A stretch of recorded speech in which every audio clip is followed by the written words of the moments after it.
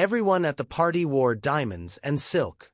It was one of those elite garden soirees where people didn't really come for the company, they came to be seen. The champagne flowed like water, and the scent of imported roses blanketed the air like perfume. And standing at the very center of it all was her, Veronica Langford. Wealthy, beautiful, powerful, and cruel in ways that only the rich have the time to be.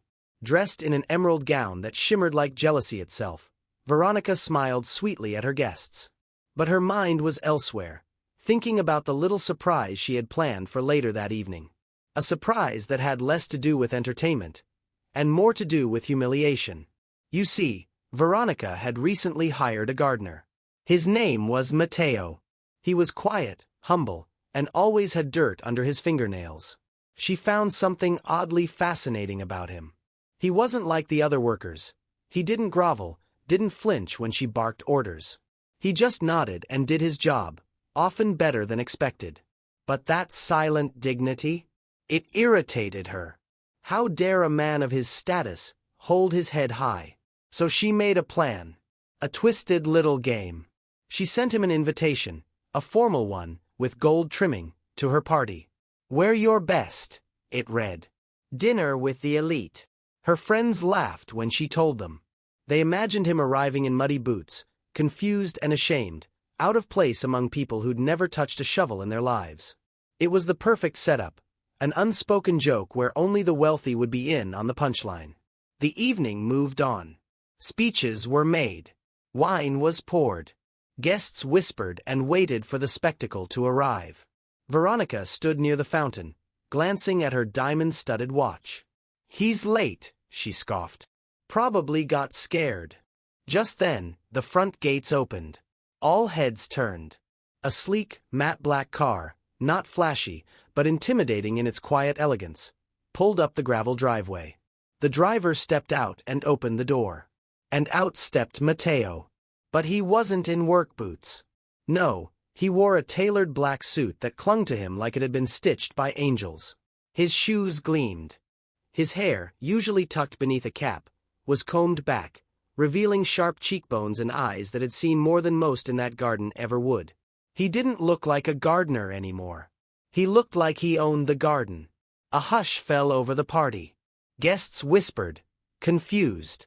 "Is that him?" Veronica blinked, suddenly unsure. Matteo walked through the crowd, calm, collected, like he'd been attending galas his whole life. He walked up to Veronica, kissed her hand gently, and smiled. "Thank you for the invitation, Miss Langford. I wouldn't miss it." Veronica stammered, trying to find words. You clean up well."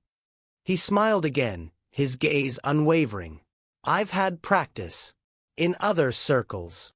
She laughed nervously, trying to steer the situation back into her control. "Please, have a drink. Make yourself comfortable." "I plan to," he said, turning to mingle with the crowd. What followed was a slow unraveling.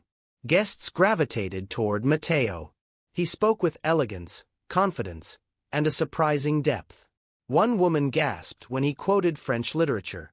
Another man nodded approvingly as Matteo discussed global trade policies. A retired judge asked if they'd met at a conference in Zurich, to which Matteo simply smiled.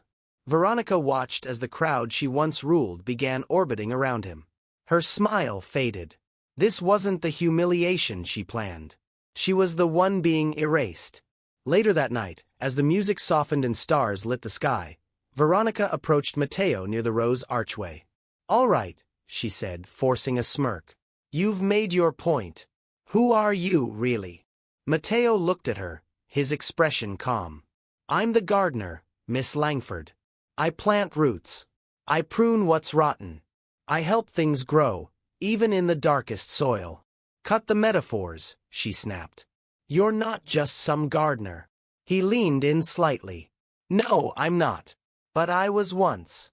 And I still am. You see, you thought having dirt on your hands made someone lesser. But it's people like me who build the beauty you enjoy."